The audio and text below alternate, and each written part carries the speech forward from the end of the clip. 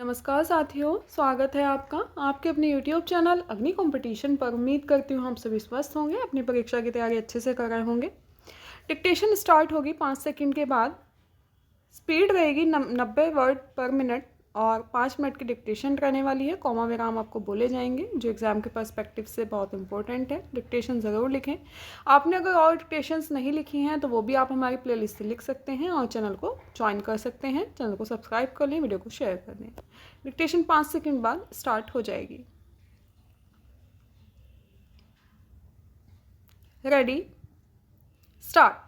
माननीय कॉमा सदन के सामने यह विनियोग विधेयक क्रमांक 3 आया है और इसमें यह व्यवस्था दी गई है कि भारतवर्ष की संचित पूंजी में से 1 अरब और 60 करोड़ रुपए से अधिक धन निकाला जाए और उनको भारतवर्ष की उन सेवाओं पर खर्च किया जाए जो अनुसूची में अंकित हैं। विराम। उदाहरण के लिए जैसा कि हमारे पूर्ववर्ती मित्रों ने कहा है, संभवतः इस विनियोग विधेयक में जिन जिन कार्यों के लिए और जिन मंत्रालयों के लिए जितने धन की आवश्यकता है, कॉमा उनकी यहाँ एक सूची दी गई है। विराम। इस वर्ष 1968 की अपेक्षा जो विशेषता रही है वह यह है कि जब से बजट आया है तब से भारतवर्ष में सारे किसानों के लिए और उन दूसरे मित्रों के लिए जो किसानी करते रहे हैं, कॉमा उनके सामने एक प्रश्न रहा है और वह प्रश्न यह रहा है कि उनकी सरकार और उनके कुछ बोलने वाले जब तक यह बात कहते फिर रहे हैं कि देश में हरित क्रांति आनी चाहिए, कॉमा हाँ हरित क्रांति आ रही है। विराम। इससे पूर्व भी कांग्रेस पक्ष की ओर से समय समय पर इसी प्रकार के नारे दिए गए। विराम।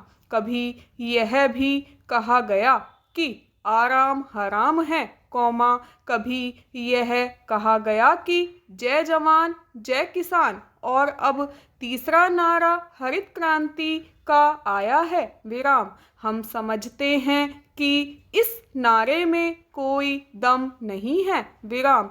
इस नारे में इसीलिए कोई दम नहीं है क्योंकि यह नारा देखने में बहुत आकर्षक, कॉमा बहुत सुंदर है, लेकिन इसके पीछे तथ्य बिल्कुल नहीं है। विराम। किसानों के ऊपर टैक्स लगाने की मंत्रिमंडल के द्वारा और कांग्रेस के अन्य मित्रों के द्वारा जो बात कही गई है, कॉमा वे मित्र कभी खेती करते नहीं हैं और न खेती के बारे में जानकारी ही रखते हैं। विराम।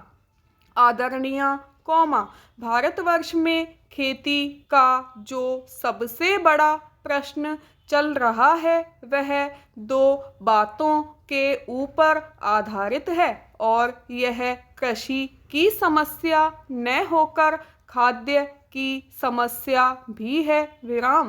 प्रतिवर्ष हम खाद्य के रूप में बाहर से करोड़ों रुपयों का अनाज मंगाते हैं और अनाज का उत्पादन करने के लिए हम प्रतिवर्ष करोड़ों रुपयों की खाद मंगाते हैं। विराम।